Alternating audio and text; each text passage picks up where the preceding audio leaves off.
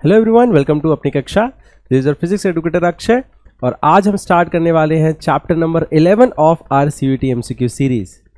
इस चैप्टर का नाम है dual nature of matter and radiation और इस चैप्टर में हम फंडामेंटली लाइट के पार्टिकल नेचर को समझते हैं और पार्टिकल्स के वेव नेचर को समझते हैं according to de Broglie hypothesis. इस सीरीज में जैसा कि मैंने आपको पिछले कुछ वीडियोस में बताया है कि हम 30 से 40 एमसीक्यूज को कवर करते हैं, जिससे हम कंप्लीट कवरेज कर रहे होते हैं एक चैप्टर का। और इसमें हम न्यूमेरिकल्स, इसमें हम कॉन्सेप्चुअल क्वेश्चंस, सारे के सारे डिफरेंट टाइप्स के क्वेश्चंस कवर करते हैं। ऑल्सो एनसीईआरटी के नोट्स आपको डिस्क्रिप्शन में मिल जाएंगे। ये नोट्स काफ़ी हेल्प करेंगे आपको अपनी एमसीक्यू प्रिपरेशन करने के लिए। क्रिस्प वे में सारे फॉर्मूले, इंपॉर्टेंट फॉर्मूले और सारे कॉन्सेप्ट्स यहाँ मेंशन्ड है, तो डिस्क्रिप्शन से जल्दी से इनको डाउनलोड कर लीजिए।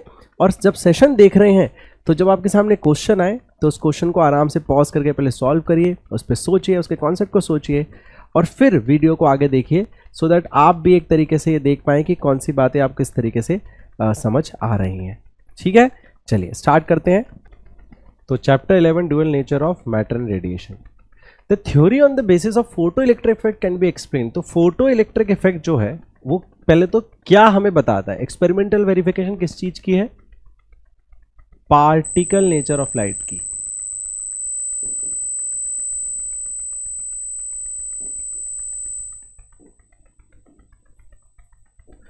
तो पार्टिकल नेचर ऑफ लाइट की थ्योरी जिसने दी है उनका नाम था प्लैंक और उनकी थ्योरी का नाम है प्लैंक्स क्वांटम थ्योरी। ठीक है ना। तो प्लैंक जी थे, उन्होंने 1896 के आसपास प्लैंक ने अपनी थ्योरी को डिड्यूस किया, जिसको हर्ट्ज का जो एक्सपेरिमेंट था फोटो इलेक्ट्रिक इफेक्ट, जिसकी जो आउटकम्स थी उसको समझने में हेल्प हुआ और ये समझ आया कि भाई लाइट को हमें कैसे समझना होगा, कैसे मानना होगा to understand the phenomena of photo electric effect, है ना, कि किस तरीके से इलेक्ट्रॉन इजेक्ट होते हैं। तो वो जो बातें हैं वो सब प्लैंक की थ्योरी को अगर हम एक्सेप्ट करते हैं, लाइट को as a Planck theory accept करते हैं, as a photon, as a quantum particle accept करते हैं, तो हम हर ऑब्जर्वेशन को समझ सकते हैं। When radiation of given frequency is incident upon a different matter, the maximum kinetic energy of electron emitted। ठीक है जी। तो डिफरेंट फ्रीक्वेंसी की एक सर्टेन मेटल पे, है ना, तो अगर मेटल आप फिक्स कर दें तो देखिए आप ये समझ के चलिए कि 95% जो कॉन्सेप्चुअल क्वेश्चन होते हैं ना, वो भी एक्चुअली एक फॉर्मूले के थ्रू ही डिड्यूस हो सकते हैं। क्योंकि फॉर्मूला क्या होता है, देखिए formula is just the representation, mathematical representation of many concepts. बहुत सारे कॉन्सेप्ट्स को मिला के एक छोटा सा मैथमेटिकल फॉर्मूला लिख दिया जाता है, वो उसकी एक समझ ही होती है और उस छोटे से फॉर्मूले से आप बहुत सारी बातें याद रख सकते हैं। तो बोला जा रहा है कि एक मेटल सरफेस है। अब मेटल सरफेस का क्या होता है, पहले मेटल सरफेस का, तो मेटल सरफेस का एक वर्क फंक्शन होता है और अगर किसी भी लाइट का फोटोन इंसिडेंट होता है तो उसकी एक एनर्जी होती है hν, फोटोन की एनर्जी। तो कुल मिला के जो आइंस्टीन की इक्वेशन वो कहती है कि भाई एनर्जी ऑफ इंसिडेंट फोटोन जो है वो दो चीज़ों में जाता है, वर्क फंक्शन और काइनेटिक एनर्जी ऑफ इलेक्ट्रॉन। क्योंकि जैसे ही एनर्जी एब्जॉर्ब करता है इलेक्ट्रॉन तो क्या करता है, वो इजेक्ट हो जाता है और इजेक्ट होता है काइनेटिक एनर्जी लेके, वो आपको यहां दिख रही है। तो इसका मतलब जो काइनेटिक एनर्जी ऑफ इलेक्ट्रॉन है वो ई फोटोन, मतलब कि h इंटू न्यू -5 पे डिपेंड करती है। अब क्या बोला जा रहा है, देखिए क्या काइनेटिक एनर्जी डिक्रीज करेगी विथ इंक्रीज इन। तो देखो जब आप इसको इंक्रीज करोगे तो आपको पता है ये वैल्यू क्या करेगी, डिक्रीज करेगी, बिल्कुल डिक्रीज करेगी। Increase with increase of function remain same with the increase of work function, does not depend on work function. तो डेफिनेटली जो काइनेटिक एनर्जी वो वर्क फंक्शन पे डिपेंड करती है और वो वर्क फंक्शन के इंक्रीज होने से डिक्रीज होती है ना। तो इस तरह की डिपेंडेंसी होती है काइनेटिक एनर्जी और वर्क फंक्शन के बीच में। Which of the following statement is not true about the photoelectric emission? इनमें से कौन सा फोटोइलेक्ट्रिक एमिशन के बारे में सही नहीं है। For a given emitter, एक certain emitter के लिए illuminated by light for a given frequency, the number of photoelectrons emitted per second is proportional to the intensity। अच्छा देखो, जो इंटेंसिटी होता है वो बेसिकली होता तो total energy per unit area per unit time है, लेकिन टोटल जो एनर्जी होता है उसको हम number of photons into energy of one photon से रिप्रेजेंट करते हैं, है ना। मतलब आप ऐसे समझो, जब भी इंटेंसिटी की बात हो रही होगी तो क्वांटिटेटिवली, क्वांटिटी के टर्म्स में वो नंबर ऑफ फोटॉन के सिग्निफिकेंट होता है। इसका मतलब अगर आप इंटेंसिटी बढ़ाओगे तो नंबर ऑफ फोटोन बढ़ेंगे, अगर नंबर ऑफ फोटोन बढ़ेंगे, है ना, तो डेफिनेटली नंबर ऑफ इलेक्ट्रॉन भी बढ़ेंगे।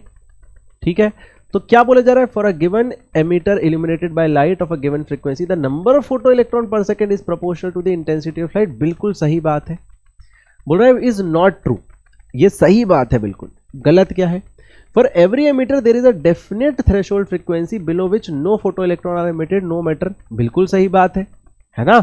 ये कौन सी बात से निकल के आई है कि आपको पता है, जैसे आपने बहुत सारी लाइट ली, उसमें से कुछ ही लाइट क्यों एमिट कर पाती, क्यों इजेक्ट कर पाती है इलेक्ट्रॉन, क्योंकि एक इलेक्ट्रॉन को इजेक्ट करने के लिए लाइट की एनर्जी नहीं मैटर करती है, लाइट के एक फोटोन की एनर्जी मैटर करती है, और हर फोटोन की जो एनर्जी होती है वो उसकी फ्रीक्वेंसी पर डिपेंड करती है।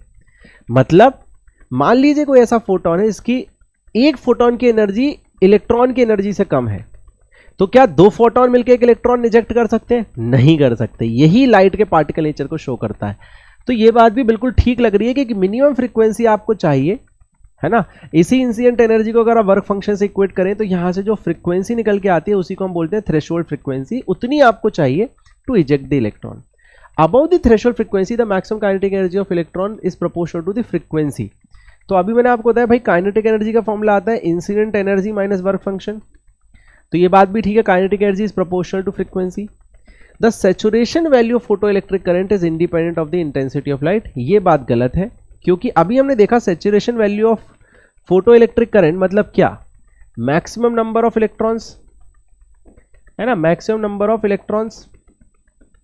क्या ये maximum number of electrons number of photons per depend नहीं करेंगे, बिल्कुल करेंगे भाई, जितने फोटॉन्स होंगे उतने इलेक्ट्रॉन्स निकलेंगे। और ये कह रहा है डज नॉट इज इंडिपेंडेंट, तो ये बात बिल्कुल गलत है। इसका मतलब जो गलत है उसी को हमें ऑप्शन को टिक करना था, मतलब जो राइट ऑप्शन है वो है ऑप्शन नंबर 4।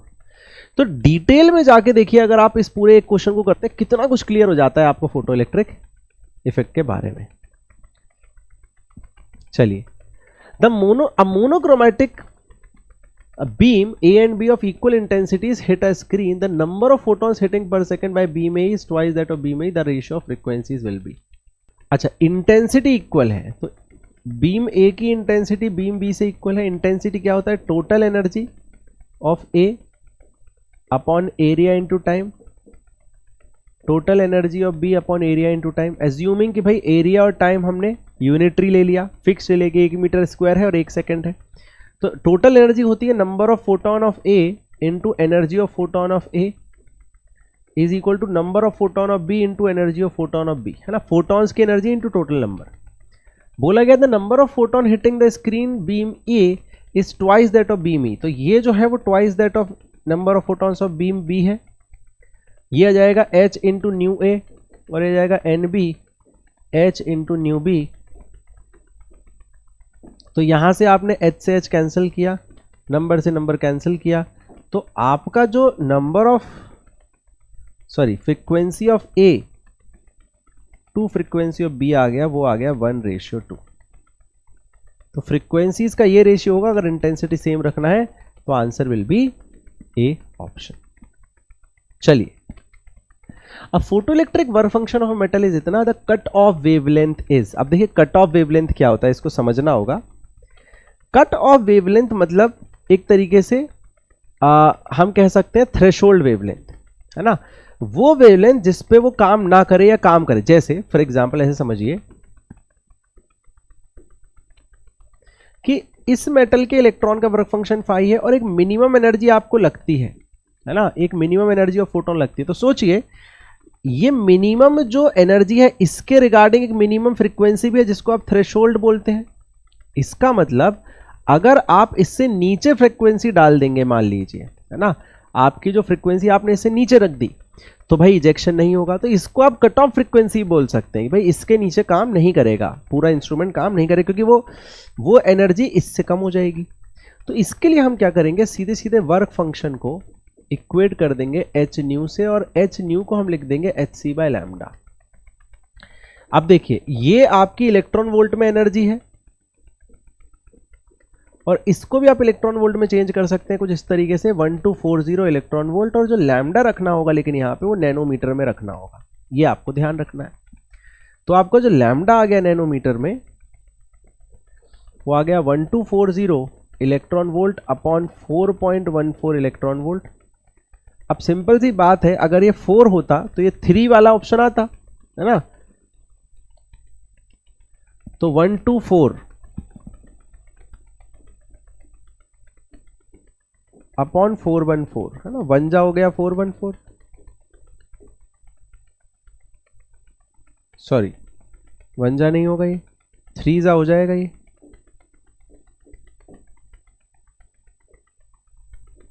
देखो 1254 आ रहा है, तो हम कह सकते हैं लगभग लगभग, अगर जब हम इसको कैंसिल करेंगे तो ये लगभग लगभग 300 नैनोमीटर आ जाएगा। या फिर अगर इसको एंगस्ट्रॉम में चेंज करना है तो हमें 3000 एंगस्ट्रॉम लिखना पड़ेगा। 10⁻⁹ से 10⁻10 पे पहुंचना है ना, तो ये -9 है, 10 का मल्टीप्लाई और 10 का डिवाइड कर दो, इस 10 को यहां रख लो, ये हो गया 3000, और इसको नीचे ले आओ, ये हो गया 10⁻10, और 10⁻10 को आप लिख सकते हैं angstrom. So the right option will be रफली 3000, है ना, रफली 3000 एंगस्ट्रॉम। एक्चुअली 3 से थोड़ा कम ही आएगा।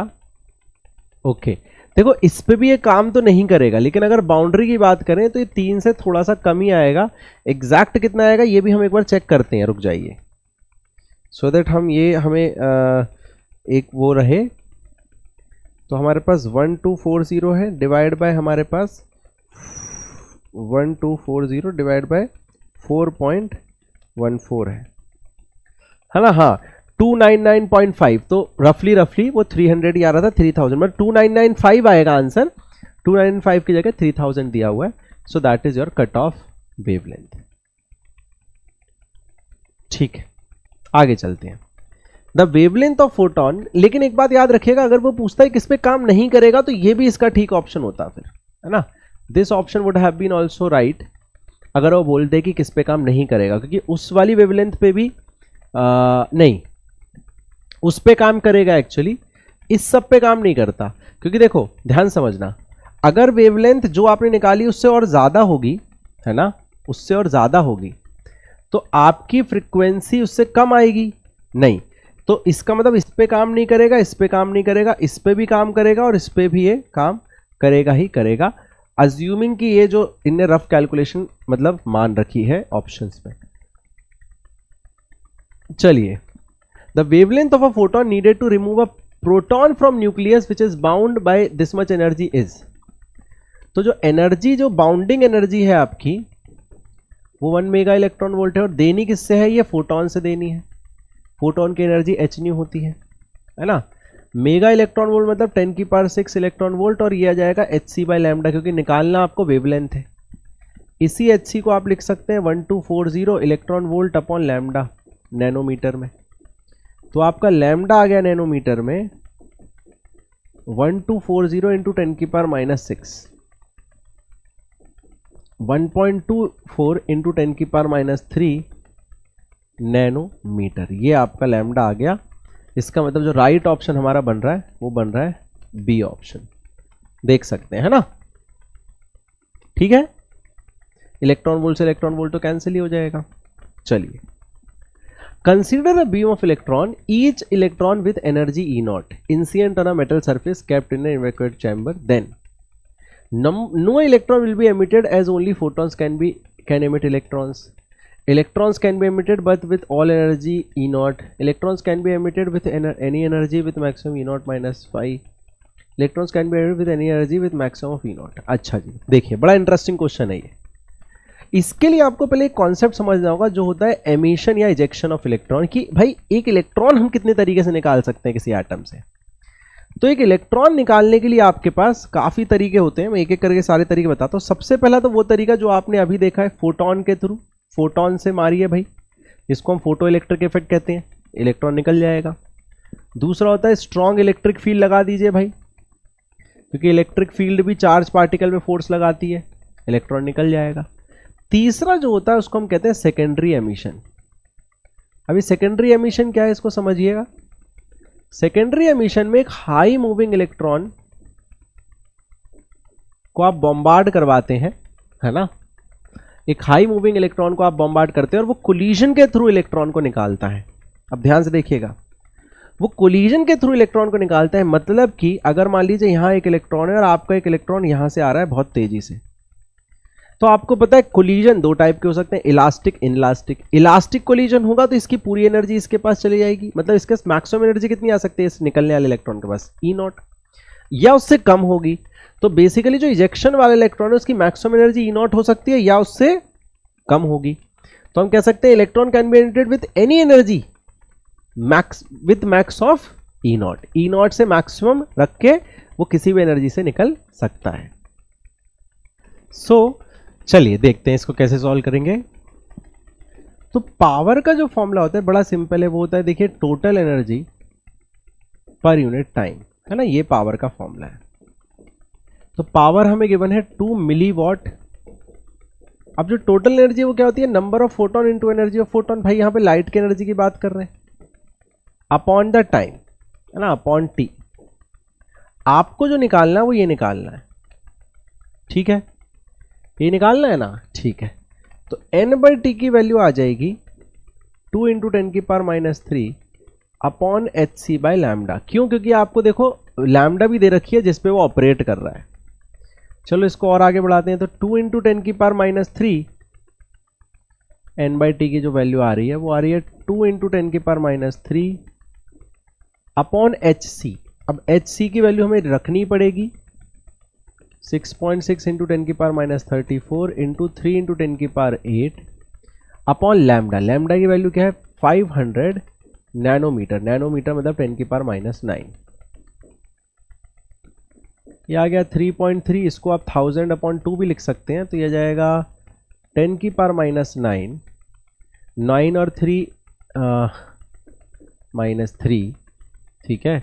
इसका आ गया मान लीजिए 1000/2 तो +3 और ये ऊपर जाके +34 -8 अपॉन नीचे बच रहा है 9.9 × 2, कुछ ऐसा ना। मैंने सारी 10 की पावर सॉल्व कर ली, तो हम उसी को पहले सॉल्व कर लेते हैं फिर इसको करेंगे आगे, ठीक है ना। ठीक है, तो ये आ गया आपका कितना 34 + 3, 34 + 3 37 ये आ गया, और 17 और 3 20, तो 20 इसमें से माइनस हो गया, तो ये आपका 17 आ गया। तो कुल मिला के 10⁻17 ऊपर बच रहा है, नीचे बच रहा है 18 और 19.8। अगर इसको हम रफली 20 भी मान लें, है ना, क्योंकि हमें रफली आंसर मिल जाएगा। अगर हम इसको 20 मान लें, मान लीजिए, तो 100 × 10⁻15 अपन इसको मान लीजिए 20 मान लेते हैं, तो ये रफली 5 आ रहा है। 5 से थोड़ा ज़्यादा ही आएगा, है ना, 5 से थोड़ा ज़्यादा आएगा। तो आंसर जो है वो कितना जाएगा 5 × 10⁻15 फोटोन पर सेकंड। ऐसा आंसर आ जाना चाहिए। देखते हैं ऑप्शन में है कि नहीं। तो 5 × 10⁻15 फोटोन पर सेकंड, रफली इतना आंसर आएगा। इससे थोड़ा सा ज्यादा ही आ जाएगा क्योंकि नीचे 19.8 था, ठीक है। चलिए, The threshold wavelength for a photoelectric emission from a material is 5200. The photoelectrons will be emitted when this material is emulated with monochromatic radiation of. अब पूछा गया है कि अगर थ्रेशोल्ड इतना है तो इनमें से कौन सा इसको इजेक्ट कर पाएगा। तो हमें एक्चुअली में या तो हमें इसकी एनर्जी निकाल लेनी चाहिए, सबसे बेस्ट हम इसकी एनर्जी निकाल लेते हैं, है ना। तो एनर्जी की जो वैल्यू आ जाएगी हमारी वो जाएगी 1240 अपॉन लैम्डा इन नैनोमीटर, है ना। पहले एनर्जी, इस एनर्जी को निकाल के इससे कंपेयर कर लेंगे कि भाई कौन सा इससे ज्यादा है, ज्यादा वाला इसे इजेक्ट कर पाएगा। तो 1240 अपॉन लैम्डा, लैम्डा कितना है 5200, ओके, एंगस्ट्रॉम में है। अगर एंगस्ट्रॉम में है तो यहाँ पे 10 का मल्टीप्लाई और 10 का मल्टीप्लाई यहाँ करना पड़ेगा, ये इसमें चले जाएगा और ये इसमें चले जाएगा। एक मिनट, हाँ, तो अगर ये एंगस्ट्रॉम में हमने रखा है तो ये ऐसा आएगा, है ना, नहीं, 1 0 ज्यादा आएगा, ओके, ठीक है। तो ये आ गया आपका लगभग 2 पॉइंट समथिंग,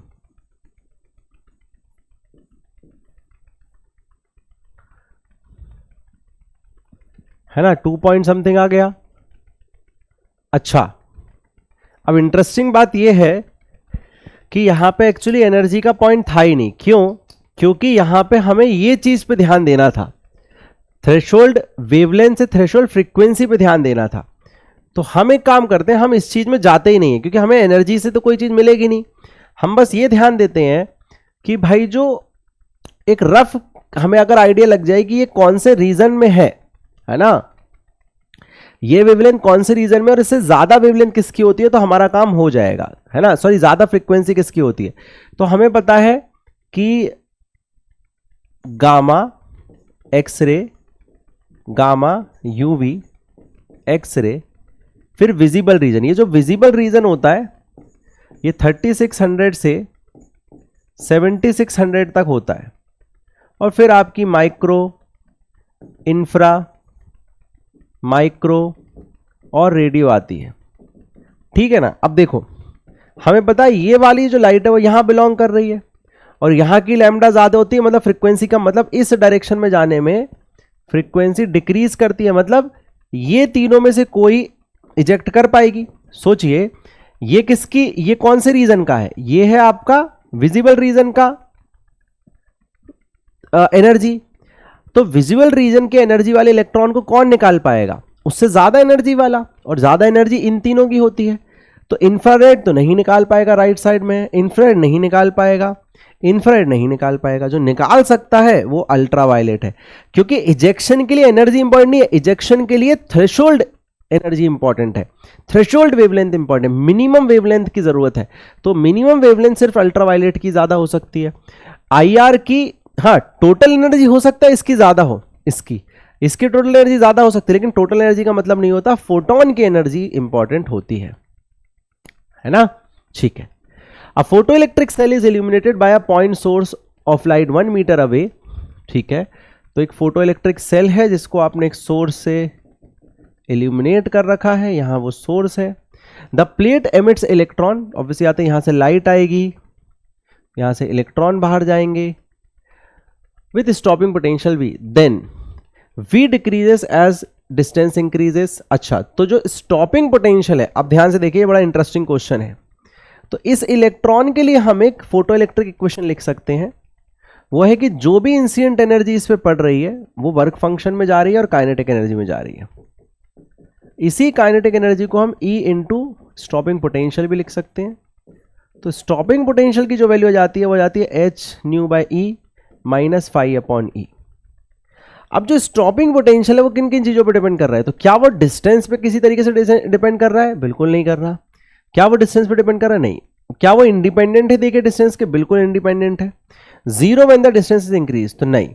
तो वी डिस्टेंस पे तो कहीं डिपेंड ही नहीं कर रहा ना। देखिए डिस्टेंस बढ़ने से क्या चेंज होता है पता है आपको, number of photoelectron per unit area.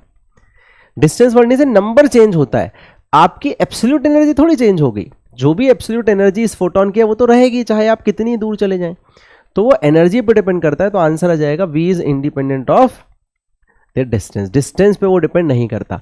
अगर डिस्टेंस पे कुछ डिपेंड करता भी तो इंटेंसिटी ऑफ लाइट करती, और इंटेंसिटी ऑफ लाइट से number of photo electron change होते, जो कि इस क्वेश्चन में नहीं पूछा गया था। चलिए, in a photoelectric experiment the stopping potential for incident light is 2 volt if the wavelength is changed the stopping potential is। देखिए तो सिंपल है ना। फोटोइलेक्ट्रिक एक्सपेरिमेंट एक इंसिडेंट लाइट की एनर्जी मान लीजिए ये है, वो दो चीजों में जाएगी, वर्क फंक्शन और काइनेटिक एनर्जी। इसी इक्वेशन को आप स्टॉपिंग पोटेंशियल में चेंज करके ऐसा लिख सकते हैं। अब बोला जा रहा है कि एक सर्टेन इंसिडेंट लाइट के लिए, तो पहली इंसिडेंट लाइट के लिए जो स्टॉपिंग पोटेंशियल आ रहा है वो 2 आ रहा है, और दूसरी लाइट के लिए जो स्टॉपिंग पोटेंशियल है वो कितना आएगा, तो लेट्स से वो V आएगा। तो आसान है, इनको हम सब्ट्रैक्ट कर देते हैं दोनों को, तो जाएगा h nu 1 minus nu 2 is equal to, ये 0 हो गया कैंसिल होकर, और ये आ गया 2 माइनस EV, है ना। 2 माइनस V इंटू E, ये आ गया। अब बहुत ध्यान से देखना, जब मैं इसको लिखता हूं तो मैं चाहूं तो इसको ऐसे लिख सकता हूं, HC बाहर निकाल सकता हूं इसका, और यह जाएगा 1/λ1 माइनस λ2। और अगर मैं फर्दर एक यहां पे कैलकुलेशन का अपने एक ट्रिक यूज करूं या एक शॉर्ट चीज यूज करूं, तो मुझे पता है मैं इस HC की वैल्यू को लिख सकता हूं 1240 इलेक्ट्रॉन वोल्ट, जब मैं इस लैम्डा को किसमें निकालूंगा, नैनोमीटर में। तो अब मेरा लैम्डा जो निकलेगा वो किसमें होगा, नैनोमीटर में। 2 - v × E, ये मैंने इसलिए किया क्योंकि मेरे यहां से E से E कैंसिल हो जाएगा। अब मुझे लैम्डा तो इसमें दे रखा है, तो इसको नैनोमीटर में चेंज कर लो।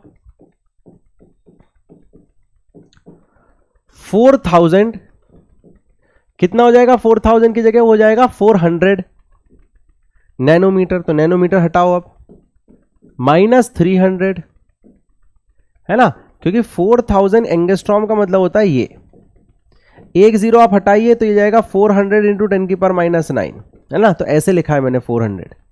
अच्छा, ये आ जाएगा 2 - v, इसका एलसीएम ले लीजिए, तो जाएगा 1240 -100 अपॉन,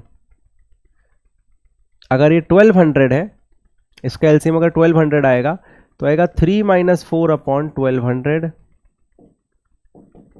2 - v। तो यह आ जाएगा आपका 124 अपॉन 120 माइनस में 2 - v, या फिर v की जो वैल्यू है आपकी आ जाएगी 2 + 124 अपॉन 120। अब इससे हमें क्या समझ आ रहा है कि जो v है वो 2 से बड़ा है। देखिए ना, वो 1 से, ये जब आप इसको कैंसिल करेंगे तो 1 से थोड़ा सा बड़ा आ रहा है ये, तो v जो है वो 2 से बड़ा है। तो लेस देन 2 नहीं, 0 नहीं, 2 तो नहीं हो सकता, मोर देन 2 वोल्ट। देखिए उसने भी एग्जैक्ट आंसर नहीं पूछा, सिर्फ हमसे कंपैरिजन पूछ लिया, जिसमें हम सेव हो गए, जिसमें एक तरीके से हम बच गए और हमें ऑप्शन लगाने में दिक्कत नहीं हुई। तो कंपटीशन में क्या होता है ना, आपसे परेशानी कैलकुलेशन में नहीं करवाई जाएगी, कॉन्सेप्ट लगाने में, सही चीज अप्लाई करने में वो आपसे एक आपका क्लैरिटी एक्सपेक्ट करते हैं। बाकी तो फिर आप देखिए क्वेश्चन आसान होते चले जाता है। According to Einstein's photoelectric equation, the graph between kinetic energy of electron and frequency of incident light. तो देखिए इसके लिए ग्राफ बनाने के लिए हमेशा इक्वेशन देखिए। आइंस्टीन की फोटोइलेक्ट्रिक इक्वेशन कहती है कि भाई ये है हमारी इंसिडेंट एनर्जी, ये है वर्क फंक्शन, ये काइनेटिक एनर्जी। तो काइनेटिक एनर्जी की वैल्यू हो जाएगी incident energy minus work function. आपको इसके और इसके बीच में बनाना है, तो y = mx + c। लेकिन जब मैं फ्रीक्वेंसी को 0 रख रहा हूं तो मेरा काइनेटिक एनर्जी -5 आ रहा है। ये बहुत इंपॉर्टेंट है, देखो समझना, ध्यान से देखो। अगर मैं x एक्सिस पे इसको रख रहा हूं और इसको 0 कर दूं मैं फ्रीक्वेंसी को, जब मैं 0 कर रहा हूं फ्रीक्वेंसी को, तो एनर्जी कितनी आ रही है, -5। तो देखो 0 फ्रीक्वेंसी पे यहां तो एनर्जी +5 है, ये नहीं हो सकता। 0 फ्रीक्वेंसी पे यहां पे एनर्जी प्लस है, नहीं हो सकता। 0 फ्रीक्वेंसी पे यहां पे एनर्जी +0 आ रही है, नहीं हो सकता। 0 फ्रीक्वेंसी पे यहां पे एनर्जी नेगेटिव में आएगी, तो यही आपका आंसर होगा। लेकिन एक और बात याद रखनी है कि ये जगह तो है नो इजेक्शन की जगह, नो इजेक्शन, यहां इजेक्शन नहीं होता। ये नहीं सोचना कि सर काइनेटिक एनर्जी कैसे नेगेटिव हो सकती है, नहीं होगी। लेकिन जब हम मैथमेटिकली ग्राफ बनाएंगे तो उससे हमने पकड़ लिया कि सही ग्राफ ये होगा। इसका दूसरा नजरिया यह है देखने का कि ये इजेक्शन तभी होगा, ये इजेक्शन तभी होगा जब ये फ्रीक्वेंसी इसकी थ्रेशोल्ड से ज्यादा होगी। तो यहां कहीं थ्रेशोल्ड फ्रीक्वेंसी होगी, उससे ज्यादा जब फ्रीक्वेंसी की तो इजेक्शन होगा। लेकिन मैथमेटिकली अगर हमने ग्राफ पकड़ा तो हमने देखा जो इंटरसेप्ट है वो नेगेटिव आना चाहिए था, वो इस ग्राफ में आ रहा है। That is D option is the right option. देखिए एक और ग्राफ आया, interesting graph. Following graph shows the variation of photoelectric current versus potential with anode potential for light of distance same wavelength but different intensity। तो wavelength same है, याद रखिएगा, lambda same है, लेकिन इंटेंसिटी अलग अलग है। Find the correct relation. तो बड़ा सिंपल है, जिसकी इंटेंसिटी मतलब देखो इंटेंसिटी का क्या मतलब, मैंने आपको बताया था इंटेंसिटी का मतलब होता है नंबर ऑफ फोटॉन्स, मतलब सीधे सीधे इंटेंसिटी फील हमें देती है नंबर ऑफ फोटॉन्स की। और जिसके नंबर ऑफ फोटॉन ज्यादा उसका करंट ज्यादा, तो जिसका करंट ज्यादा उसकी इंटेंसिटी ज्यादा। भाई जिसका करंट ज्यादा है ना, अगर करंट जो है वो ज्यादा है तो इलेक्ट्रॉन भी ज्यादा है, तो इसका मतलब फोटॉन भी ज्यादा है। इसका मतलब इंटेंसिटी भी ज्यादा है, तो intensity of 2 is greater than intensity of 1. This will be the right option. चलिए एक और ग्राफ देखिए, सब एनसीईआरटी के ग्राफ हैं ये. Figure shows the variation of photoelectric current with potential difference between the anode and cathode to the photosensitive surface for two substance. ठीक है, ठीक है, रेडिएशन ऑफ इंटेंसिटी, ठीक है, respective it follows the graph. तो ये करंट है, again यहां करंट है, यहां पे आपका पोटेंशियल है, और अगर रिवर्स में पोटेंशियल है तो ये क्या होगा, स्टॉपिंग पोटेंशियल. याद रखिएगा, जब भी पोटेंशियल नेगेटिव में जाए इसका मतलब आपने रिवर्स कर दिया है उसको, तो स्टॉपिंग है. आपको बताना है इनमें से क्या सही है. तो देखिए इंटेंसिटीज इनकी अलग अलग है, तो सिंपल है. देखो जिसका करंट ज्यादा अभी हमने देखा उसकी इंटेंसिटी ज्यादा, तो पहला हमें ये तो मिल गया कि intensity of 2 is greater than intensity of 1. दूसरा हमें दिख रहा है कि दोनों का स्टॉपिंग पोटेंशियल सेम है. देखिए स्टॉपिंग पोटेंशियल का फॉर्मूला होता है incident energy upon E minus work function upon ई. अगर ये सेम है इसका क्या मतलब है, इसका ये मतलब है कि फ्रीक्वेंसी तो अलग अलग है, मेटल सेम है. ध्यान से देखना, अगर ये सेम और ये सेम तो इसका मतलब क्या ज्यादा और क्या कम होगा. तो इस ग्राफ में स्टॉपिंग पोटेंशियल सेम है. अगर मैं इन दोनों की इक्वेशन बनाऊं तो पहले मटेरियल, पहली लाइट के लिए जो ये वैल्यू आ रही है ना, मटेरियल तो सेम ही है. दूसरी लाइट के लिए वैल्यू तो यही आ रही है स्टॉपिंग पोटेंशियल की. इसका मतलब कि जो फ्रीक्वेंसीज हैं वो भी सेम ही होंगी, तभी ऐसा हो सकता है. अलग अलग फ्रीक्वेंसीज के लिए स्टॉपिंग पोटेंशियल कभी सेम नहीं आ सकता. ठीक है, ये एक सिंपल बात है. अगर मेटल सेम है तो वर्क फंक्शन सेम, और अगर स्टॉपिंग पोटेंशियल भी सेम करना है तो फ्रीक्वेंसीज को भी सेम करना पड़ेगा. तो I2 greater than I1 and frequencies are same, वो ऑप्शन हमारे पास अवेलेबल भी था. चलिए, the figure shows the variation of photoelectric current with anode potential. अलग अलग इंटेंसिटीज दी गई हैं, अलग अलग फ्रीक्वेंसीज दी गई हैं, आपसे बातें पूछी गई हैं. तो देखो इसको हम स्टॉपिंग पोटेंशियल 1 बोल देते हैं, इसको स्टॉपिंग पोटेंशियल 2 बोल देते हैं. यहां से समझ आ रहा है कि जो इंटेंसिटी है सी और बी की वो सेम है और वो ए से ज्यादा है. तो पहले तो ये ऑप्शन देख लेते हैं कि सी और बी की इंटेंसिटी कहां इक्वल है. तो एक ही ऑप्शन आ रहा है, वो ये है. देखो ए और बी की इंटेंसिटी सेम बिल्कुल नहीं हो सकती, ए और सी की भी इंटेंसिटी बिल्कुल सेम नहीं है. A is not equal to B. अच्छा, ये भी एक ऑप्शन बन रहा है कि ए और बी की इंटेंसिटी सेम नहीं, तो ये भी एक ऑप्शन बन रहा है ना. दो ऑप्शन अब हमारे सामने हैं. अब देखते हैं फ्रीक्वेंसी के बारे में हम क्या कह सकते हैं. तो अभी हमने देखा कि अगर स्टॉपिंग पोटेंशियल सेम है, इसका मतलब कि ये सेम है और मेटल भी सेम है, तो ये भी सेम होगा. मतलब frequency of B is equal to frequency of A भी होगा. तो देखते हैं भैया, तो frequency of B is equal to frequency of C, नहीं, frequency of A is equal to frequency of B, और इंटेंसिटी अलग है. तो देखो ये ऑप्शन भी बन गया. इंटेंसिटी सेम नहीं है ए बी की क्योंकि करंट सेम नहीं है, लेकिन फ्रीक्वेंसी सेम है क्योंकि स्टॉपिंग पोटेंशियल सेम है. तो सिर्फ एक फॉर्मूले से देखिए सारे क्वेश्चन, सारे ग्राफ हो जा रहे हैं. सिर्फ आइंस्टीन की फोटोइलेक्ट्रिक इक्वेशन आपके सारे क्वेश्चंस को सॉल्व करवा दे रही है. चलिए, Which of the following has maximum stopping potential when metal is illuminated with visible light? तो बोला गया है कि इनमें से कौन सा मैक्सिमम स्टॉपिंग पोटेंशियल देगा. तो पहले इक्वेशन लिखते हैं भाई, incident energy is equal to work function plus stopping potential. तो जो स्टॉपिंग पोटेंशियल है वो उसका ही मैक्स होगा जिसकी फ्रीक्वेंसी मैक्स होगी, क्योंकि मेटल तो सेम ही है. अच्छा, तो हमें ये देखना है इन सब में से फ्रीक्वेंसी किसकी मैक्स है. तो सिंपल सी बात है, जब हम विवग्योर की बात करते हैं तो विवग्योर में वायलेट से रेड की तरफ जाने से लैम्डा इंक्रीज होता है और फ्रीक्वेंसी डिक्रीज होती है. तो इस हिसाब से जो वायलेट है उसकी फ्रीक्वेंसी क्या होगी, मैक्सिमम होगी, तो उसका स्टॉपिंग पोटेंशियल भी मैक्सिमम, सबसे ज्यादा एनर्जी उसको लगेगी इलेक्ट्रॉन को रोकने में. तो इसका सही ऑप्शन हो जाएगा C option. The slope of frequency of incident ray and stopping potential for given surface will be. Frequency of incident ray stopping potential. तो incident ray will be, incident energy will be going into two things. तो stopping potential जो आ जाएगा वो जाएगा h nu upon e minus phi upon e. अगर हम ध्यान से देखें, अगर हमें इसे y मानना है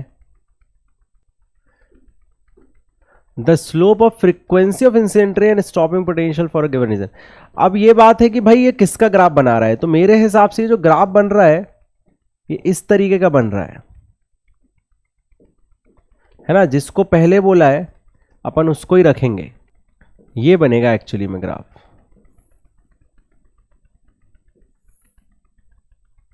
ठीक है, तो अगर मैं इसको y मान रहा हूं और इसको x मान रहा हूं तो जो m आएगा वो मेरा E/h आएगा। देखो अब यहां पे बोला ऐसा गया है इसलिए मैंने ये माना है y और x, क्योंकि यहां बोला है पहले फ्रीक्वेंसी और स्टॉपिंग पोटेंशियल, तो फ्रीक्वेंसी वैसे नॉर्मली स्टॉपिंग पोटेंशियल को y पे रखते हैं, लेकिन अब यहां तो मेंशन है नहीं, तो मैंने इसको y पे माना, इसको x पे। जिसको पहले बोला जाता है नॉर्मली उसे हम y पे मानते हैं, है ना। अब लेकिन पता है इस तरीके से पूछेंगे नहीं, इस तरीके से कंफ्यूज नहीं करेंगे। अगर इनको ये बोलना होता अलग से तो ये डेफिनेटली डिस्क्राइब करते। तो हम जो स्टैंडर्ड पूछा जाता है उसी के हिसाब से चलते हैं। स्टैंडर्ड हमेशा यही ग्राफ बनाया जाता है, स्टॉपिंग पोटेंशियल वर्सेस फ्रीक्वेंसी का ही ग्राफ बनेगा स्टैंडर्ड, ठीक है ना। तो जो स्लोप आएगा वो h/e ही आएगा। तो घबराइएगा मत, इस क्वेश्चन में बिल्कुल क्लैरिटी नहीं थी कि किसका वर्सेस किसका बना रहे हैं, तो उसके हिसाब से थोड़ा कंफ्यूजन हुआ। ऑल द ऑप्शन में भी h/e था, e/h था नहीं, मैंने ऑप्शन देखे नहीं, तो फिर तो ये ऑप्शन ठीक है। चलिए, the threshold wavelength for a metal having work function phi naught is lambda naught. What is the threshold wavelength for metal whose work function is phi naught। देखिए, तो मुझे पता है इंसिडेंट एनर्जी जो होती है वो होती है work function plus kinetic energy. अरे ये तो बड़ा सिंपल है यार। तो वर्क फंक्शन का फॉर्मूला होता है hc/λ0। ये कह रहा है अगर हम इसको हाफ करेंगे तो इसका मतलब हमने इसके हाफ कर दिया। इसका मतलब जो हमारी लैम्डा है वो क्या हो गई, एक तरीके से अगर हम इसको hc/λ' से कंपेयर करें तो हमारी लैम्डा डबल हो गई है, 2λ0 हो गई है ना। तो वर्क फंक्शन को आधा करने के लिए आपको थ्रेशोल्ड वेवलेंथ को डबल करना पड़ेगा। इसी फॉर्मूले से आप समझिए, इसको अगर हाफ करना है तो यहाँ 2 आ जाएगा एडिशनल, और 2 आ गया मतलब इस पूरे को एक नया लैम्डा बनाना है, तो नया लैम्डा क्या होगा 2λ0, मतलब आपका लैम्डा डबल करना होगा। Maximum kinetic energy of emitted electrons depends on the frequency of incident photon when frequency of incident photon is. maximum kinetic energy of emitted electron depends on frequency of incident photon when frequency of incident photon is। तो maximum kinetic energy का जो formula होता है incident energy minus work function. तो अब देखिए वो maximum कब होगी, equal to the threshold frequency. अगर ये थ्रेशोल्ड के इक्वल हो गई तो यहीं पे थ्रेशोल्ड जो वर्क फंक्शन है वही थ्रेशोल्ड एनर्जी है, तो इसको h0 कह देते। तो वो कह रहा है कि ये डिपेंड करता है इस पे, लेकिन कैसे। तो फ्रीक्वेंसी क्या होनी चाहिए तभी तो ये बेसिकली लॉजिकली ये पूछ रहा है कि ये क्वेश्चन आप कब लगा सकते हैं। ये तब लगा सकते हैं जब इजेक्शन हो रहा और इजेक्शन होने की कंडीशन है ये इससे बड़ा होना चाहिए। तो जब आपका जो इंसिडेंट फ्रीक्वेंसी अगर वो ग्रेटर देन थ्रेशोल्ड होगा तब ये काम होगा। हाफ होगा तो बिल्कुल इजेक्शन ही नहीं होगा, इक्वल होगा तो भी इजेक्शन नहीं होगा, और 1/3 होगा तो भी इजेक्शन नहीं होगा। इन तीनों केस में तो इजेक्शन ही नहीं होगा ना। इजेक्शन के लिए तो भी एनर्जी आपको थ्रेशोल्ड फ्रीक्वेंसी से ज्यादा फ्रीक्वेंसी चाहिए, तो पहले इजेक्शन करवाइए फिर उसके बाद बात करेंगे। An ultraviolet light of wavelength 2000। I hope आप भी साथ साथ क्वेश्चन कर रहे होंगे और आपको मजा भी आ रहा होगा इन क्वेश्चंस को देख के, क्योंकि एक बार आपने ये क्वेश्चंस बना लिए तो इसके अलावा आपको कुछ एडिशनल करने की जरूरत नहीं होगी। An ultraviolet light of wavelength 2000 angstrom radiates a photo cell made of molybdenum metal. If the stopping potential is minus 1.5 volt, what is the work function of the metal? ठीक है, तो हमें पता है कि भाई किसी भी मेटल पे जो इंसिडेंट एनर्जी होगी वो work function plus kinetic energy में जाती है, और काइनेटिक एनर्जी को हम ये लिख सकते हैं। तो आपसे वर्क फंक्शन पूछा जा रहा है, वो जाएगा hc/λ plus EVS, sorry minus EVS, ये जाएगा 1240 इलेक्ट्रॉन वोल्ट, और लैम्डा को हमें नैनोमीटर में रखना है, माइनस EVS, ये आ जाएगा आपका 1.5 इलेक्ट्रॉन वोल्ट।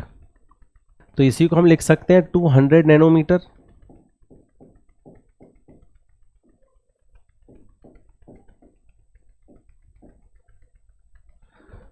बस अब इसको आप सॉल्व कर लीजिए।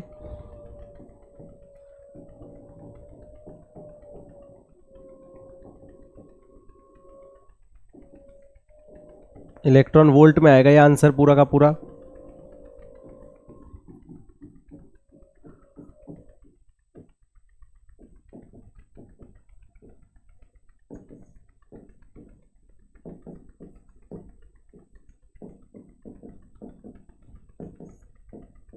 ये आएगा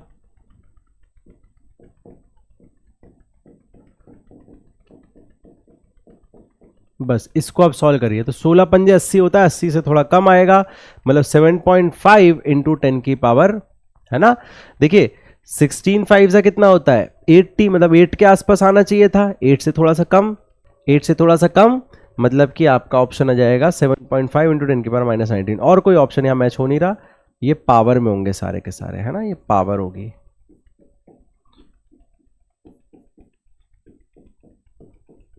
-18। चलिए नेक्स्ट क्वेश्चन देखते हैं। The work function of for a metal is this much, to emit a photo electric of energy this much, the wavelength of incident light should be. तो बोला जा रहा है कि भाई अगर इंसिडेंट एनर्जी की लाइट की एनर्जी इतनी है और वर्क फंक्शन और काइनेटिक एनर्जी हमें दे दी जाए तो हमें लैम्डा निकालना है। तो चलिए निकालते हैं। वर्क फंक्शन है 3 इलेक्ट्रॉन वोल्ट, एनर्जी है 2, आ गया 5 electron volt, 1240 upon lambda nanometer, 5 electron volt. तो लैम्डा नैनोमीटर में जो आ जाएगा वो आ जाएगा 5 2 जा 10, 5 4 जा 20, 5 8 जा 40 नैनोमीटर में, या फिर आंसर आ जाएगा 2480 एंगस्ट्रॉम में। ठीक है, या तो 248 नैनोमीटर आ जाएगा या 10 का मल्टीप्लाई डिवाइड कर देंगे तो 2480 क्या आ जाएगा एंगस्ट्रॉम। तो वहां पे ऑप्शन सबसे जो क्लोजेस्ट ऑप्शन था वो था डी ऑप्शन। चलिए नेक्स्ट क्वेश्चन देखते हैं। The work function of a metal surface of photosensitive metal is this much, the wavelength of incident radius for which the stopping potential is this much. देखिए बड़ा simple है, तो HC by lambda is equal to आ जाएगा work function plus EVS। Work function है वो है 6.2 electron volt और जो स्टॉपिंग पोटेंशियल है वो है 5 इलेक्ट्रॉन वोल्ट, क्योंकि वोल्ट में है और एक E यहां होता है तो इलेक्ट्रॉन वोल्ट हो गया, तो हो जाएगा 11.2 इलेक्ट्रॉन वोल्ट। इसी को इक्वेट कर दीजिए 1240 electron volt upon lambda nanometer से, तो जाएगा लैम्डा इन नैनोमीटर की वैल्यू आ जाएगी 1240 अपॉन 11.2, इलेक्ट्रॉन वोल्ट से इलेक्ट्रॉन वोल्ट कट गया, लगभग ये आ जाएगा 11 1 जा 11, 11 1 जा 11, 11 2 जा 22, 11 7 जा इतना आएगा नैनोमीटर में। और अगर एंगस्ट्रॉम की बात करें तो यह जाएगा 1127 एंगस्ट्रॉम। अब ध्यान से देखना, अब कैसे पता लगाएंगे किस रीजन में है, तो सिंपल सी बात है, अगर हम ये ध्यान रखें कि हमारा जो रेंज है, तो अब देखिए विजिबल जो रीजन होता है, हमें पता है विजिबल रीजन जो होता है वो 3600 से 7600 एंगस्ट्रॉम तक होता है। ठीक है, इंफ्रारेड तो इससे भी बड़ा होगा। अब बात आती है एक्सरे और अल्ट्रावायलेट। तो एक्सरे जो होती हैं वो तो बहुत छोटी वेवलेंथ रखती हैं, है ना, कुछ 100 नैनोमीटर्स की उनकी वेवलेंथ होती है, और जो यूवी होती हैं वो लगभग 200 से लगभग 1000 एंगस्ट्रॉम तक जाती है। मतलब 1000 उनका मैक्स है वैसे तो यूवी का, लेकिन ये रेंज में वो आ सकती है। तो ये इसका बेस्ट पॉसिबल जो आंसर है वो यूवी हो सकता है। ऑल्दो ये यूवी से थोड़ी सी ज्यादा ही है ना, यूवी से थोड़ी ज्यादा है, लेकिन फिर भी हम इसको यूवी में रख सकते हैं, क्योंकि यूवी के बाद जो विजिबल है वो तो काफी लेट स्टार्ट होती है, तो इसको हम यूवी रीजन फिर भी मान सकते हैं। तो जो रेडिएट कर पाएगा इसको वो कौन कर पाएगा, वो अल्ट्रावायलेट ही कर पाएगा। अच्छा रुकिए, अब इंटरेस्टिंग है, हमें रेंज ऐसे नहीं पकड़नी थी, हम इसका एक और तरीका सोच सकते हैं इसको डिड्यूस करने का। हमें यह समझ आया है कि इस लैम्डा पे इजेक्शन होगा, अब हम गेस करते हैं कि इनमें से कौन सा रीजन कर पाएगा। तो हमें पता है इसका जो लैम्डा यूवी का वो इस वाले से ज्यादा है जो हमें चाहिए, मतलब इसकी जो फ्रीक्वेंसी है वो इससे ज्यादा है। अच्छा, विजिबल रीजन का जो लैम्डा है वो इससे ज्यादा है, तो फ्रीक्वेंसी तो इससे कम होगी जो हमें चाहिए। ठीक है, तो ये तो नहीं हो सकता। इंफ्रारेड का जो लैम्डा है वो भी इससे ज्यादा ही आता है, तो फ्रीक्वेंसी ऑफ इंफ्रारेड इससे कम आएगी, ये भी नहीं हो सकता। एक्सरे जो है, एक्सरे का जो लैम्डा होता है वो इससे काफी कम होता है, मतलब एक्सरे की जो फ्रीक्वेंसी है वो इससे ज्यादा होती है। तो देखो इसका आंसर ये भी आ सकता था और ये भी आ सकता था, है ना। दोनों इसके आंसर ठीक है भाई, ये दोनों ही इसे इजेक्ट कर लेंगे, ये दोनों ही जो है वो इजेक्ट इसे कर लेंगे, बिल्कुल कर लेंगे, क्योंकि इन दोनों का ही जो लैम्डा है वो कम है, मतलब इनकी फ्रीक्वेंसी जो है वो ज्यादा आएगी और फ्रीक्वेंसी थ्रेशोल्ड से ज्यादा होगी। डेफिनेटली ये दोनों ही कर लेंगे। तो यूवी एक्सरे इसके दोनों आंसर हैं, ऑल्दो ये ऑप्शन में होने नहीं चाहिए थे, बट अब क्योंकि आ गया और हमने डिटेल डिस्कशन किया तो हमें मिला कि ये दोनों ही इजेक्ट कर लेंगे, क्योंकि इन दोनों की जो फ्रीक्वेंसी आ रही है इन दोनों रेंज की वो हमारी थ्रेशोल्ड से तो ज्यादा आएगी, तो डेफिनेट है। चलिए आगे बढ़ते हैं। When a certain photosensitive surface is illuminated with a monochromatic light of wavelength lambda, the stopping potential is 2V0। तो जब हमने लैम्डा से इल्यूमिनेट किया तो वही मेटल में स्टॉपिंग पोटेंशियल आया 2V0 इंटू ई। अच्छा, जब हमने 2 लैम्डा से इल्यूमिनेट किया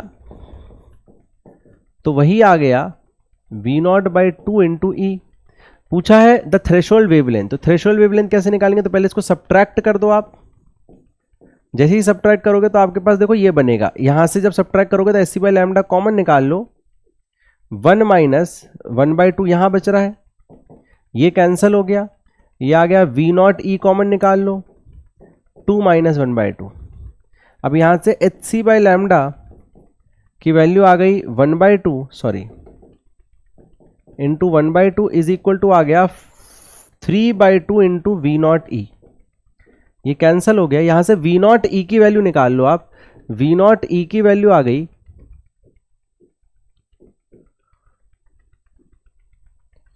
कितनी आ गई, V0 ई की वैल्यू HC बाय 3 लैम्डा। अब इस V0 ई की वैल्यू आप इसमें रख सकते हैं तो आपका वर्क फंक्शन आ जाएगा। सो HC बाय लैम्डा की वैल्यू कितनी आ गई, देखिए वो आ गई वर्क फंक्शन, जिसको आप लिख सकते हैं HC by lambda naught plus 2 into SC by 3 lambda, ऐसा कुछ आ जाएगा। HC से HC कैंसिल हो गया, 1 अपॉन लैम्डा नॉट आ गया 1 अपॉन लैम्डा माइनस 2/3 लैम्डा, ये जाएगा 1/3 लैम्डा, या फिर लैम्डा नॉट की वैल्यू हो जाएगी 3 लैम्डा। तो आंसर जो आ जाएगा आपका हो जाएगा 3 lambda, that is D option. ठीक है, चलिए नेक्स्ट क्वेश्चन देखते हैं। The number of photoelectrons emitted for a light of frequency nu higher than threshold frequency is proportional to। हमें पता है number of photoelectrons number of photons के proportional होता है या इंटेंसिटी के प्रोपोर्शनल होता है, तो क्या थ्रेशोल्ड फ्रीक्वेंसी के प्रोपोर्शनल होता है नंबर? नहीं, नंबर डिपेंड करता है नंबर ऑफ फोटॉन्स पे, कितने इलेक्ट्रॉन निकलेंगे जितने फोटोन गिरेंगे, है ना, तो उस पर डिपेंड करता है। फ्रीक्वेंसी पे भी डिपेंड नहीं करता, इस पे भी नहीं, इंटेंसिटी, क्योंकि इंटेंसिटी का मतलब होता है नंबर ऑफ फोटॉन्स और नंबर ऑफ फोटॉन्स पे ही डिपेंड करता है नंबर ऑफ फोटो इलेक्ट्रॉन्स। चलिए नेक्स्ट क्वेश्चन देखते हैं। Electron used in electron microscope, microscope क्या करता है एक तरीके से, इलेक्ट्रॉन माइक्रोस्कोप में क्या होता है, हाई पोटेंशियल डिफरेंस से इलेक्ट्रॉन को एक्सेलरेट करवाते हैं, उससे एक्सरे निकलते हैं जिससे हम बेसिकली चीजों को देखते हैं, चीजों के अंदर की इमेज को देखते हैं।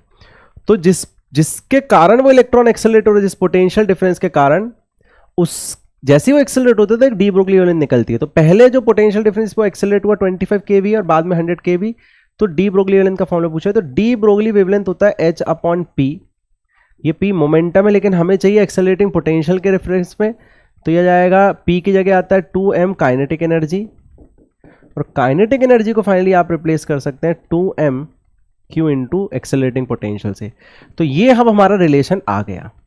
तो हमारा पहला लैम्डा 1 अपॉन दूसरा लैम्डा 2 का जो वैल्यू है वो हो जाएगा H/√2m 1 Q1 V1 upon H upon √2m2 Q2 V2, H2 m1 m2 और चार्ज कैंसिल हो गया, तो ये आ गया √2 V2 बाई V1। बाद का जो पोटेंशियल है वो 100 kV, पहले पोटेंशियल जो है वो 25 kV। ये आ जाएगा √4 या ये 2 हो जाएगा। तो हमारी जो बाद की लैम्डा है वो पहली लैम्डा से क्या हो जाएगी, हाफ हो जाएगी, तो हो जाएगी decrease by 2 times. De Broglie wavelength क्या हो जाएगी, डिक्रीज हो जाएगी by 2 times. Monochromatic light of wavelength 667 nanometre is produced by helium neon laser. ठीक है, the power emitted is 9 millivolt, the number of photon arriving per second on the target is. बड़ा simple है, आपको पता है जो पावर होती है वो होती है total energy upon total time. Total energy को हम लिख सकते हैं number of photon into energy of photon upon time. हमें देखो ये कैलकुलेट करना है, तो number of photon upon time को हम लिख सकते हैं पावर अपॉन एनर्जी। पावर हमारे पास है 9 इंटू 10⁻³ और जो एनर्जी है हमारे पास वो आएगी hc बाई लैम्डा, लैम्डा ऊपर चले जाएगा।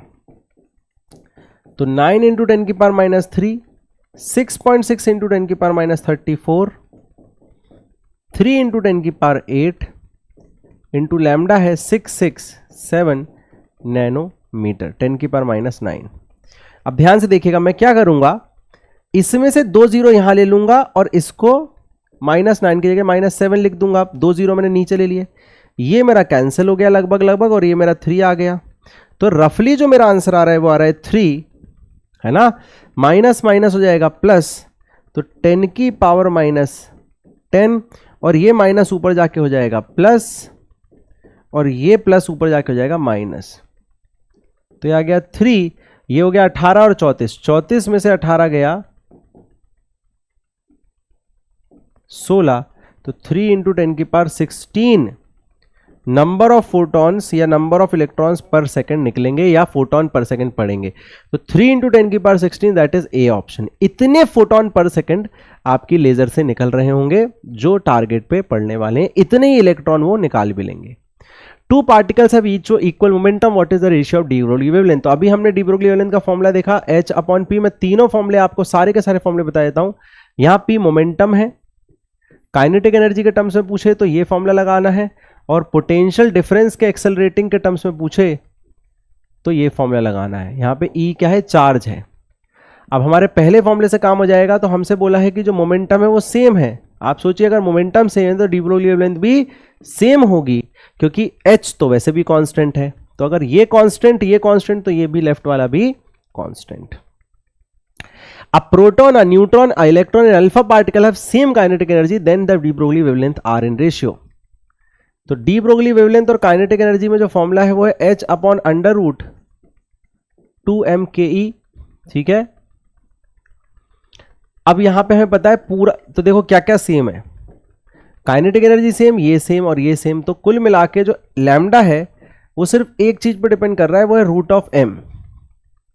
अब हमें पता है इन सब में सबसे ज्यादा जो मास है वो अल्फा का है, उससे कम मास हमारे न्यूट्रॉन का है, उससे कम मास हमारे प्रोटॉन का है, और सबसे कम मास हमारे इलेक्ट्रॉन का है। वैसे इन दोनों का लगभग लगभग लोग सेम मान लेते हैं, बट देखते हैं क्या हमारे पास कोई ऑप्शन बन रहा है। तो जिसका मास ज्यादा उसकी लैम्डा कम, तो ये लैम्डा कम, ये और ये ऐसा बनना चाहिए हमारा ऑप्शन। तो इलेक्ट्रॉन, प्रोटॉन, न्यूट्रॉन, अल्फा, बिल्कुल हमारे पास एक ऑप्शन दिख रहा है, तो हमारा सही ऑप्शन हो जाएगा बी ऑप्शन। अगर ऐसा ऑप्शन भी होता, बाय चांस ये नहीं दिखता और ऐसा ऑप्शन होता कि इन दोनों का सेम है ना, तो वो भी ठीक होता। लेकिन देखो ये ऑप्शन दिख रहा है, लेकिन इस ऑप्शन में दिक्कत क्या है, इनका इंटर रिलेशन नहीं है, लेकिन इस ऑप्शन में तो पक्का रिलेशन है। तो इसलिए इस ऑप्शन को हम बेहतर तरीके से टिक कर सकते हैं, वो ज्यादा बेटर ऑप्शन है, B option. E1, E2, E3 are respectively kinetic energy of electron, deuteron, proton and neutron having same lambda d। तो ये लैम्डा सेम है। अब आप क्या करेंगे, इसको एज अ होमवर्क करेंगे इस क्वेश्चन को, क्योंकि मैं काफी सारे क्वेश्चन लेके आया हूं, तो जो सिमिलर क्वेश्चन है उसको मैं होमवर्क दूंगा। इसका आप आंसर कमेंट करके बताइएगा कि इसका 29th क्वेश्चन का आंसर क्या आया है। सेम फॉर्मूला यूज करना है, लेकिन अब आपको यहां पे ये इनके मासेस को थोड़ा सा रिलेट करना पड़ेगा, और वो ही चीज यहां पे थोड़ा सा याद करने वाली है। 2 particles A1 and A2 of masses M1 and M2 have same de Broglie wavelength, then देखो डी ब्रोगली वेवलेंथ सेम होने से क्या सेम हो जाता है, आपका मोमेंटम भी सेम हो जाता है। और अगर मोमेंटम सेम हो जाता है तो आपका मास इनटू वेलोसिटी सेम हो जाता है। अब क्योंकि यहां पे इसका मास ज्यादा है इसका कम है तो इसकी वेलोसिटी कम होगी, इसकी वेलोसिटी ज्यादा होगी, तो हम कह सकते हैं मोमेंटा आर सेम, बिल्कुल। एनर्जीज आर सेम, नहीं। Energy of A1 is less than energy of, तो देखो एनर्जी में तो डेफिनेटली हमें पता है अगर मोमेंटम सेम है तो एनर्जी जो होता है वो होता है p²/2m, तो जिसका मास ज्यादा है उसकी एनर्जी कम होगी, तो energy of A1 is less than energy of A2, actually ये भी सही ऑप्शन होगा। तो दो हमारे ऑप्शन एक्चुअली इसमें सही बन गए।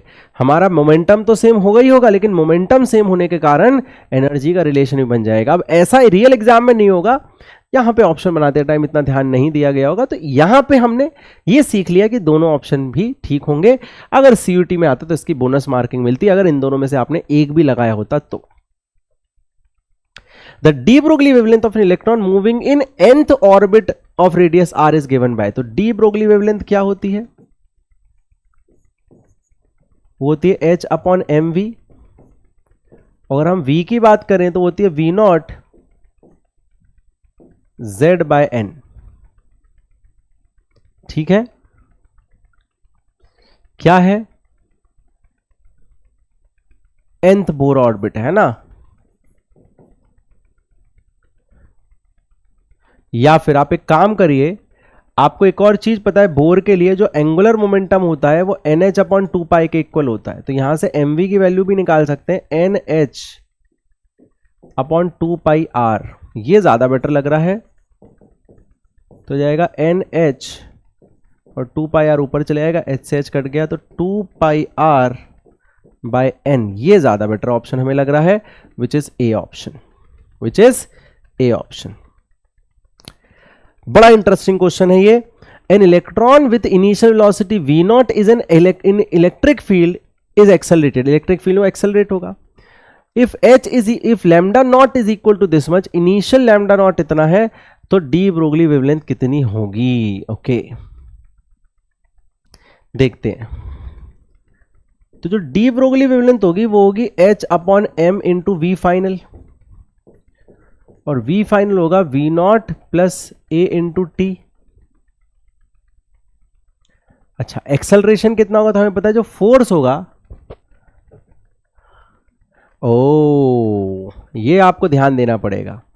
तो यहां पे जो इनिशियल वेलोसिटी आप देखिए वो i डायरेक्शन में, लेकिन जो फोर्स है वो z डायरेक्शन, मतलब जो इलेक्ट्रॉन है वो जा यहां रहा है, लेकिन उस पर जो इलेक्ट्रिक फील्ड है वो यहां लग रही है ना, और इलेक्ट्रिक फील्ड यहां लग रही है, तो जो फोर्स लगेगा इलेक्ट्रॉन पे वो नीचे लगेगा। भाई फोर्स तो हमेशा जो नेगेटिव चार्ज है ना इलेक्ट्रॉन, तो यहां फोर्स लगेगा, कितना लगेगा? q इंटू ई, इसी से हमारा एक्सेलरेशन आ जाएगा, एक्सेलरेशन आ जाएगा QE/m। अच्छा, इस डायरेक्शन में इसकी इनिशियल वेलोसिटी कितनी है? वो है 0।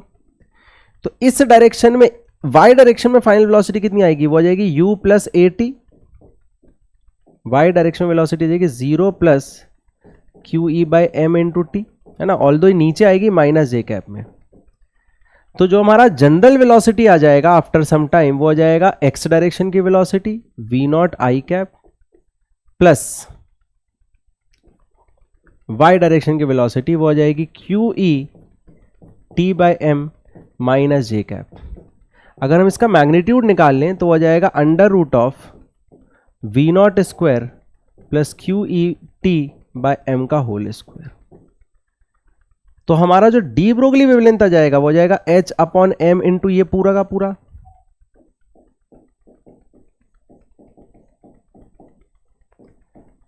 अब मैं क्या कर सकता हूं, v0 स्क्वायर को बाहर निकाल सकता हूं। जैसे ही मैं v0 के स्क्वायर को, इनिशियल वेलोसिटी को बाहर निकालूंगा, तो मेरा जो लैम्डे का फॉर्मूला है वो बन जाएगा, है ना। देखो, जब v0 स्क्वायर को बाहर निकालेंगे रूट से तो v0 बाहर आएगा, अंदर क्या बच जाएगा? 1/1 plus QE/t upon m v0 का होल स्क्वायर, यही तो बच जाएगा ना, क्योंकि ये v0 स्क्वायर यहां आ जाएगा, मैंने स्क्वायर के अंदर ले लिया। अच्छा, ये क्या है? देखो, लैम्डा अपॉन फिर से m इंटू वी आ गया, ये तो फिर से लैम्डा अपॉन p आ गया मोमेंटम, और ये इनिशियल मोमेंटम मतलब ये इनिशियल डी ब्रोगली हो गई, तो ये आ गया lambda D is equal to lambda naught initial de Broglie upon 1 plus QE/t upon m v0 का होल स्क्वायर। तो जो राइट ऑप्शन हमारा बन गया वो बन गया, यही लग रहा है ना, 1/e² t² upon m² v0²। ये देखो q² e² t² m²। अच्छा हाँ, लेकिन रूट में भी है, इसमें रूट में नहीं है ना, इसलिए गलत है।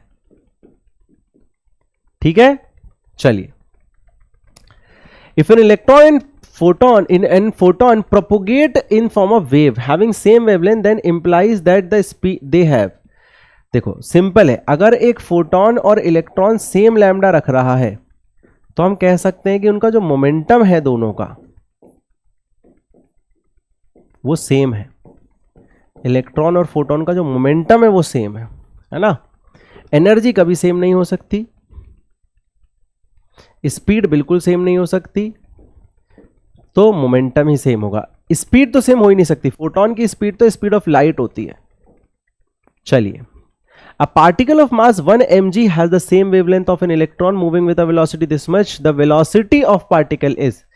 तो पार्टिकल की जो वेलोसिटी है, पार्टिकल की जो डी ब्रोगली वेवलेंथ है वो इलेक्ट्रॉन के इक्वल है। तो h/m पार्टिकल, लैम्डा पार्टिकल जो है, सॉरी p पार्टिकल जो है या v पार्टिकल जो है वो h/m इलेक्ट्रॉन, v इलेक्ट्रॉन भी है। तो वेलोसिटी ऑफ पार्टिकल जो आ गई वो आ गई mass of electron, velocity of electron upon mass of particle. बस अभी कैलकुलेशन करनी है आपको। मास ऑफ इलेक्ट्रॉन होता है 9.1 इंटू 10⁻³ दे भी रखा है आपको। वेलोसिटी ऑफ इलेक्ट्रॉन है 3 इंटू 10⁻⁶, ऑर्बिटल वेलोसिटी जैसा हो गया ये। और मास ऑफ पार्टिकल है आपका 1 मिलीग्राम 10⁻³ तो अब तो आंसर आ गया 327.3। इसको आप कैंसिल कर लीजिए, या 9 हो गया, 9 मतलब 10⁻24 बचेगा। देखो यहाँ जाके प्लस हो जाएगा 9 और इसमें से 9 माइनस करेंगे तो 24 आ जाएगा। तो आंसर जो आपका बच जाएगा वो जाएगा 27.3, या 1 0 और कम कर लीजिए तो 2.73 इंटू 10⁻23 आंसर ये आएगा। अब देखते हैं यहाँ पे कहीं पे कुछ, तो 31 था ये, 31 था सॉरी। तो 31 में से अगर 9 गया तो 22 बचेगा। ये 22 में से 1 0 और गया तो 21 आएगा यहाँ पे। वो कैलकुलेशन बस आपको थोड़ा ध्यान रखना है, ऑप्शन में से वैसे पता भी चल जाता है, बट ठीक है, इसको करते टाइम ध्यान रखना है कि ये इस तरह का जल्दबाजी में चीज़ें ना हो। 22 था, यहाँ पे 22 से 21 हो जाएगा। लास्ट क्वेश्चन है आज के लेक्चर का। Which the following figure shows the variation of particle momentum and associated de Broglie. तो आपको बताया भाई lambda D is equal to h/p होता है, मतलब y is equal to h/x हो गया, या yx इक्वल टू कॉन्स्टेंट हो गया। जब भी आपके पास ऐसा ग्राफ आए तो ये बनता है रेक्टेंगुलर हाइपरबोला। क्या बनता है? Rectangular hyperbola. तो ये भी हाइपरबोला नहीं है, ये भी हाइपरबोला नहीं है, ये भी हाइपरबोला नहीं है, सिर्फ यही हाइपरबोला है। एक यहाँ बनता है, एक यहाँ, लेकिन क्योंकि ये रियल ग्राफ है तो ये वाला नहीं बनेगा, सिर्फ ये बनेगा आपका रेक्टेंगुलर हाइपरबोला। तो अब हम मिलेंगे नेक्स्ट चैप्टर में, दैट इज एटम। इस सीरीज को फॉलो करते रहिए सो दैट आप सीयूटी के लिए बहुत अच्छे से प्रिपेयर हो जाएं। Let me know in the comment section आपको सेशन कैसा लगा।